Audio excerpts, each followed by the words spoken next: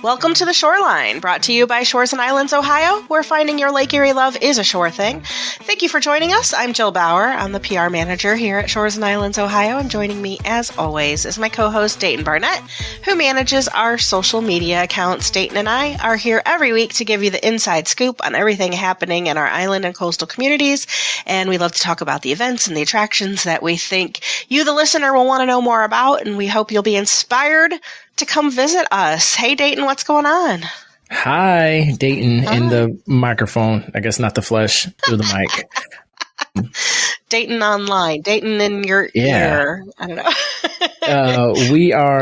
We're vibing out. This week is honestly something we'll probably touch on just a little bit, but it's also National Travel and Tourism Week. Started yesterday with our sunrise and sunset. Beautiful. It's so hard to catch those as well for video specifically because I have to plan this out for a beautiful day and hope that Ohio weather works. But it's National Travel and Tourism Week. Yes, today is Museum Monday, so get out there, check out a lot of those museums. We have some lots of free tickets and offerings in the welcome centers as well. And then we got the rest of the week ahead of us. You can check all that stuff on social media and our website and the landing page that we have for it so that you can be prepared for everything to come. Yeah, we have a lot of things going on, both in our welcome centers, of course. We're encouraging people to stop by, and we have different things going on every day. And if you want to know the themes, that's where Dayton is highlighting all of those on our social media for each day. Like you mentioned, Museum Monday, and I don't even remember what some of the other days are. Water Wednesday and Foodie Friday. We have some really fun things planned for the week. So make sure you check in with us. You should be following along with Dayton online. Be sure to engage with Dayton on the social posts. He does love getting comments and questions. And also another thing that I haven't mentioned in a while is you like getting suggestions on places to go, right? Of course, always, because there's always somewhere that I don't know about, and there's just so much that's happening everywhere that I there's not enough time. So I always need suggestions. I always need new places to go to. Today was a new place I went to and checked out the Book Bar in Sandusky that just got built. Yeah, how was that? It was pretty cool. Like, it's a nice little vibe, of course. It's quiet, but it's a nice little vibe. And I'll have to I was just recording, so I'll have to go back and maybe, just sit down and get a drink. It seems like it's a pretty nice spot. It's really nice and relaxing inside. It looks nice. It's clean. And that's the Sandusky Book Bar. Yeah. And it has coffee, but also alcohol. They have full bar and books. You're surrounded by books. I think they even have games and things you can play. It's just a really nice place to hang out, like a bookstore with a coffee shop and a bar. Yeah, I only assume, the Coast of Games. I think they've had a book club going on at the same time too when I walked in there too. Nice. Well, you have to check it out. Follow us and make sure that you are commenting and seeing all that stuff online. If you don't know all of our social media links, you can find those at our website, shoresandislands.com. So today we get to talk to one of my family's favorite attractions in the region, one I've been taking my kids to since they were young. There's always something new to see here, and last year they brought in a particularly prehistoric adventure, which my paleontologist in training little guy just loved. We're talking, of course, about Port Clinton's African Safari Wildlife Park, and joining us on the podcast today is Kelsey Keller. Kelsey is the director of African Safari Wildlife Park. She has worked for African Safari for just over 12 years, with 4 years as the director. Kelsey has a degree in zoo and aquarium science from Michigan State University. What up, Sparty? She is a very active in the zoo community, serving as the chair of Zoological Association of America's annual conference committee. And Kelsey began her zoo career as a teen volunteer at her local zoo in Battle Creek, Michigan, which I believe African Safari Wildlife has their headquarters in that area as well. Her favorite animals at African Safari include Daisy the giant eland, she'll have to tell us what that is, and Matata the giraffe, and Calvin the bongo. So welcome to the Shoreline, Kelsey. Thanks for joining us. Hi, thank you for having us. We're excited to tell you all about the park and some inside secrets for the summer. Cool. Well, let's kick it off then. And could you tell the listeners just exactly what is African Safari Wildlife Park? I feel like, it's been around for so long. A lot of people know what it is, but a lot of people might not. They've never been to the area. So, African Safari is kind of a unique attraction in our area. We are a drive-through safari park. You drive your vehicle through the park as you go. The animals will come up to your car windows, and you get to hold your cup out the window, and you get to feed the animals as you go. We really pride ourselves on being an interactive family experience that you get to be with the animals up close, personal. You get to smell them, feel them, Very see up them. close and personal. Very Yes. And then the other half of our park we call our walk-through safari, which is more like a traditional zoo with animals on display. But we also have a bunch of interactive animal experiences in that walk-through portion of our park too. You can feed giraffe down there. You can do go inside our budgie aviary and feed our Australian budgies. You can ride a camel. You can feed an African porcupine. You can feed our African spur-thighed tortoises. There's a whole bunch of stuff to do. It is not just the zoo you walk around in. We really pride ourselves on giving you that opportunity to be with the animals. It's very interactive. So let's talk. You said there's two different safari experiences. So let's talk about the drive-through a little bit. It's open a little bit longer than the walk-through portion, right? It opens up a little bit earlier in the spring and sometimes stays open a little bit later into the fall. So why is that different? What kinds of animals there, are in the drive-through safari that I guess are a little bit more weather hardy? Yeah, so our drive-through is the first thing that opens every spring and the last thing that closes in the fall. And our ticket prices always reflect that. The price is not the same in those times, but that drive-through safari is a lot of colder tolerant animals from all over the world, not just Africa, as our name might imply, but it has lots of animals that are year-round residents. So we've got our llamas, our alpacas, our North American bison, our North American elk. We have dromedary camels. We have Bactrian camels. We have even zebra are cold enough. They're tolerant enough that they can live outside in that drive-through year round, which is why in the spring and fall, they get to be the first stars of the show. As the summer goes on, we get to add in some of the guest favorites, where we bring back the giraffe and all of our antelope species from all over Africa that are not as cold tolerant. So those are our key drive-through animals that people want to see. But those bison and some of those alpacas are so funny. Well, explain the experience too. Explain how, your car goes through and you actually get a large cup of food and you have pellets. And then there's also some animals that take lettuce and carrots and things like that you can purchase to go through the drive-through with. Yeah. So every car is given one complimentary cup of animal food on us. Additional animal food is for purchase. And there are two types of things that you can actually purchase. You can purchase grain cups, but you can also purchase produce. So the animals only get produce from guests. It is the only time of the day that they get them. Oh, I didn't know that. Yes. That's a special treat then. It is a special treat, which is one of the reasons they love you guys so much. So the produce, depending on the day of the week, can be either carrots or romaine lettuce. We alternate those because we kind of balance their diet. Carrots are actually super high in sugar, which most of our guests don't realize because you think of a carrot as kind of a boring thing. But they're higher in sugar. So those animals, it's basically higher calories. So we regulate that and give them certain foods on certain days of the week based on the number of cars we're expecting to come through. It kind of helps us and our veterinarian keep their diet balanced. Nobody wants a chubby alpaca.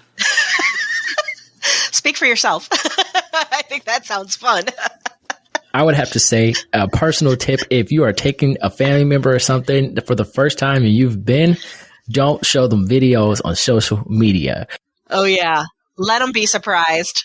If you go to social media, you will see lots of reactions of this experience. It's fun. It's harmless, but they're going to freak out.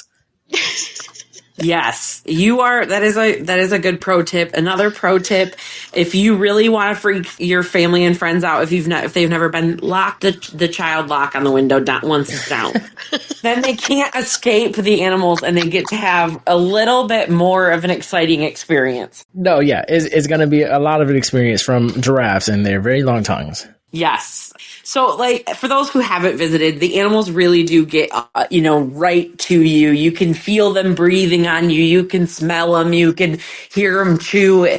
You are really close and really interacting with them. So we just talked about the drive-through portion. So you also have the walk-through safari, which is open a little late, more seasonally. But I would say this is more like a traditional zoo experience, but with some more interactive encounters. What can one see in the walk-through section? So our walk-through portion of the park like you said, it's more like a traditional zoo. It's much smaller than your zoos you're going to see at Toledo or Cleveland, which a lot of our guests tend to like because we can be a half a day adventure and you can do another adventure at the same time. So if you're on vacation, you really can do African safari and something else, which I know when you're trying to pack in a vacation with family and you want to do all the things, this is nice.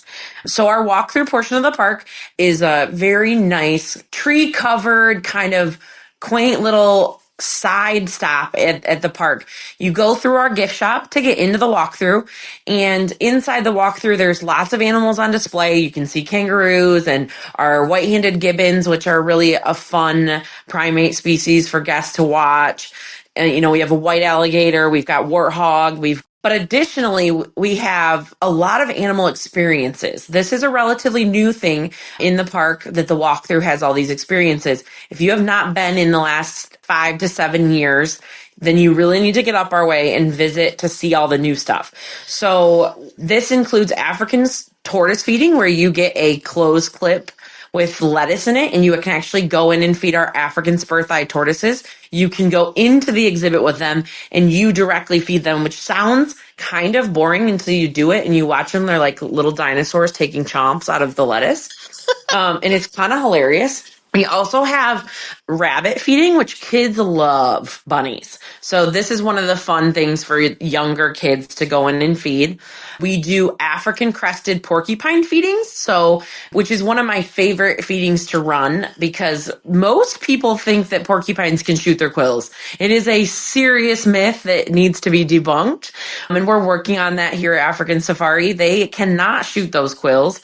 They are just hair. Big fat hairs that can stick into their animals that are threatening them.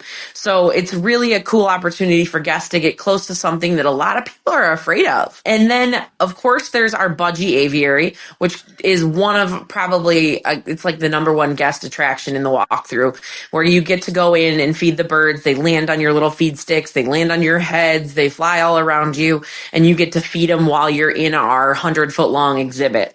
So there's lots of room for the whole family. Many people will just go sit on a bench in there and hang out for a half hour or more, which is, hilarious to watch them just sit in there and listen to the kids giggle as the birds land on their heads and their arms. I love the budgies.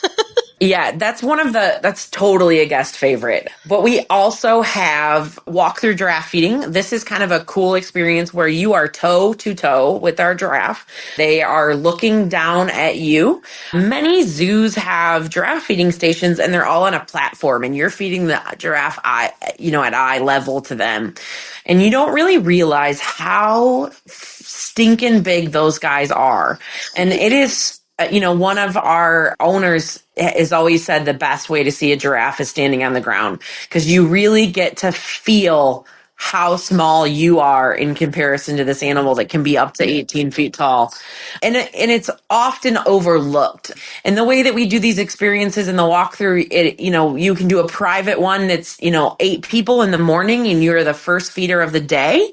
Or you can do one throughout the day where it's kind of a first come, first serve basis, and you kind of get like a 5-minute window. So it's really dependent on your family. But if you want that VIP private feel, you can actually book ahead of time and come in first thing in the morning and you get 30 minutes with the giraffe in that up to 8 people group. So there's a lot of ways to really enjoy giraffe at our park. And, that is one of the the cooler ones because you get to be the first to feed them. And if you know anything about animals, when you feed and when you first give them food for the day, they like you the most. Makes sense. Yeah, they definitely want that. You're the first treat giver. After the 100th treat, it matters a little bit less. So you guys got all of that. And then there's also maybe a little bit of education with all of the entertainment that's going on. What kinds of shows and experiences are available? So in our programs, we have 2 types of education programs every day from Memorial Day to Labor Day and on the weekends in May and September. And those are they're 2 totally different experiences. Our first education program is in our pavilion, and we call this Education Vacation. So, while you're on vacation, you can learn a little bit too. But this is kind of a show and tell kind of experience where they bring out animals and they talk about the animals and they let you see them up close. And then there's a few animals in every program that kids can touch.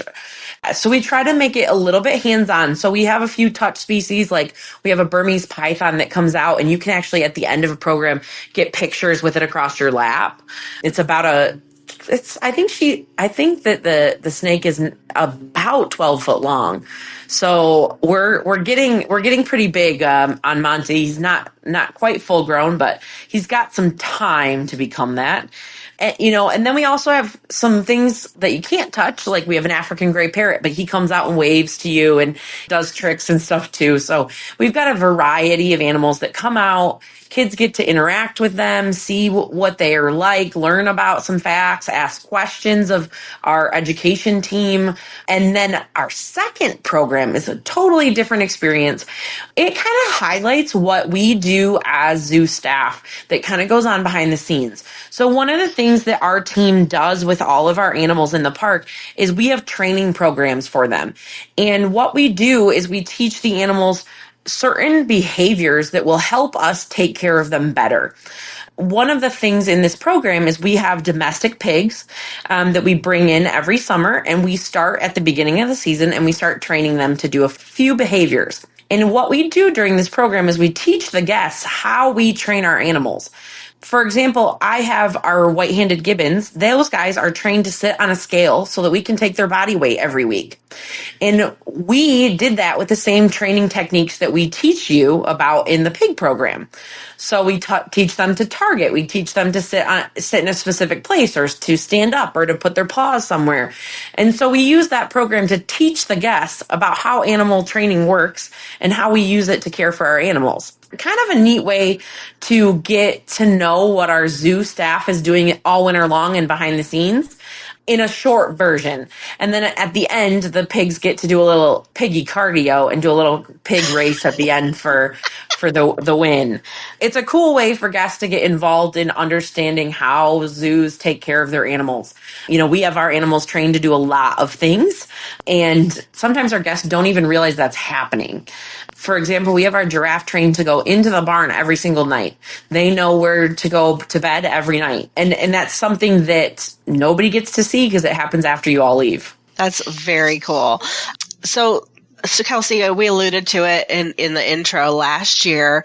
You added an all-new experience to the park, which is animal adjacent. Tell us about the Dinosaur Takeover experience. So this is season number 2 for our Dinosaur Takeover experience. We have over, I think the number is 17 moving animatronic life-size dinosaurs. And in addition to a bunch of photo ops and other experiences that kind of play into the dinosaurs. And that includes a 47-foot-long Tyrannosaurus Rex. So he is actually moving and his tail swings and he makes noise and it is very cool. It is like you're living at Jurassic Park all the time.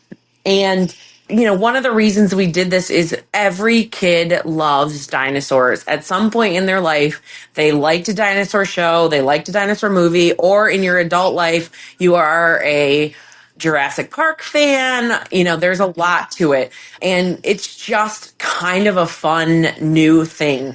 It also allows us to teach a little bit about what extinction is and how species can disappear, and that what we see on this earth right now is not what we see forever. So it's a cool way to talk about history and living things and have fun at the same time. Yeah. And like I said, my son absolutely loves it, and I'm so glad that you're keeping it. We do have a fun thing that is not been publicly released yet, but will be coming out soon that I can give you a dinosaur preview on. Oh. We are partnering with the Jurassic Park Motor Pool out of the Midwest region to do a movie prop dino day. And they are going to be coming out to the park on June 9th. And you will be able to get pictures of yourself in a Jurassic Park Jeep. What? Like actually from the movie or modeled after the movie? They are not from the actual movie. The Jurassic Park Motor Pool has them modeled. All of these are private individuals that are, there's actually an association of Jurassic Park lovers that own their own movie prop Jeeps. And they look just like the real ones, but they're going to come out to the park on June 9th for a fun day for our guests and themselves. So stay tuned for more details on our social media and on our website as that gets closer here. We need like a inside scoop button that we press every time we were like, that's a scoop. Inside, something like that. I don't know. Yeah, we need a sound effect. I love it. Because that one is a new one that has not been released to the public yet, but we're really excited.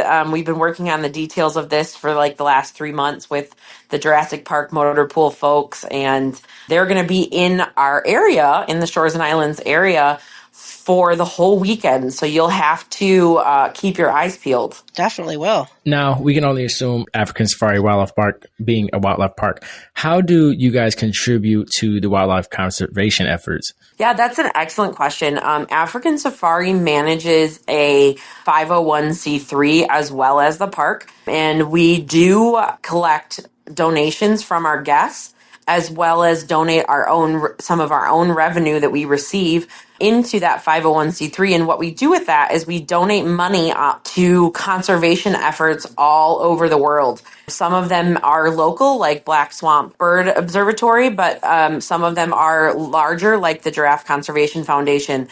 We've supported them with over almost probably $20,000 in donations in the last few years to support giraffe conservation in the wild. Additionally, our staff also is very active in conservation stuff around our community, including at our park. Just today, we had our staff from our conservation committee out in the park planting native Ohio wildlife plants. Native plant species that are from our area. We've planted and dedicated about 2.5 acres in the next 5 years to that conservation. So the first quarter of an acre is at the front of our park as you drive in, and we've just planted.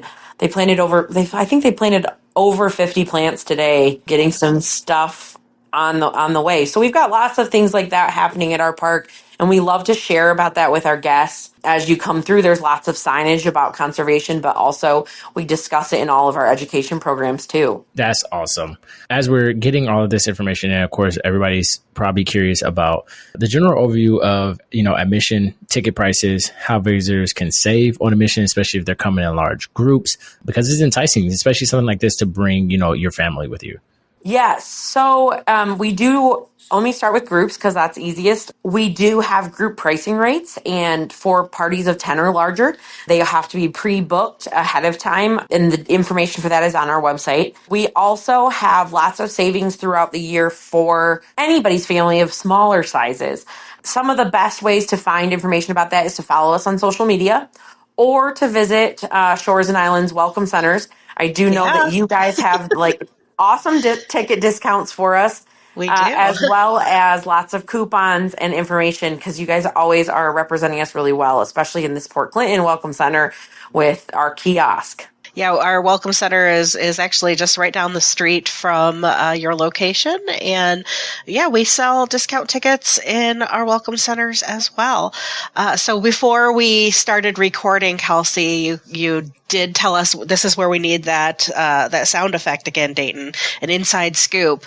There's another new attraction coming to the park this summer. Do you want to tell the folks about that, Kelsey? I would love to. I wish that I had a drum roll button.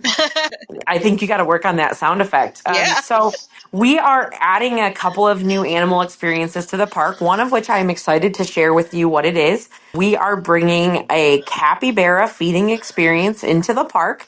Fun. For those who do not know what a capybara is, you have not been on TikTok lately, is what I'm going to say to you. But it is the world's largest rodent. They are native to South America, and they are moving in right next to our South American macaws in the walk-thru. So they will be directly adjacent to the macaws and kind of right by the pond area in the park. So if you're familiar with our park, you'll know what I'm talking about there. But they are getting a large grassy area with a beautiful pond as well, because capybara are a semi-aquatic species, so they actually have webbed feet, which is a little bit of a unique fun fact for you. And they love to swim. So we have spent some time this winter having our excavating company that we work with here in town digging a 6 foot deep by 20 foot long pond for them to swim in, with a little bit of a water feature as well, so they can go swimming. But when they come out of that water, we are going to have capybara guest encounters, where one of our zookeeper staff will take you into the exhibit, and you will get a leaf of romaine lettuce that you will get to feed to the capybaras, and then as many selfies and belly scratches as you can handle. They like belly scratches? They do. They're very tactile animals, and they do really like human interaction. So we're really excited to allow our guests to come in, and this is going to be a fairly economical family price point for this experience. Tickets are going to be roughly $15 for each experience for a 10 to 15 minute experience. So you're going to get in for a lower cost than anywhere else in Ohio to a capybara experience. The nearest one to us is pretty far away, at least a couple hours. So this is going to be kind of a fun thing for our area and our fans. And I just love them because they have like the cutest little snouts. They look like a giant guinea pig. They really do, with webbed feet. Well, that is super exciting. So you guys, you heard it here first. The capybara experience coming to African Safari Wildlife Park. And when do you think that's going to be opening? We are expecting the opening to be in the first 2 weeks of June for the public. It is right around the corner, and there will be more details on our website and also on our social media. But you will be able to book ahead of time on our website. So as soon as that goes live, there will be lots of information out there, and we will be sure to share it with Shores and Islands so that you can pass the information along. Well, awesome. So since you mentioned the website, why don't you go ahead and tell folks what your URL is? Absolutely. We are at www.africansafariwildlifepark.com. And also African Safari Wildlife Park on social media, on Instagram, TikTok, and Facebook. Awesome.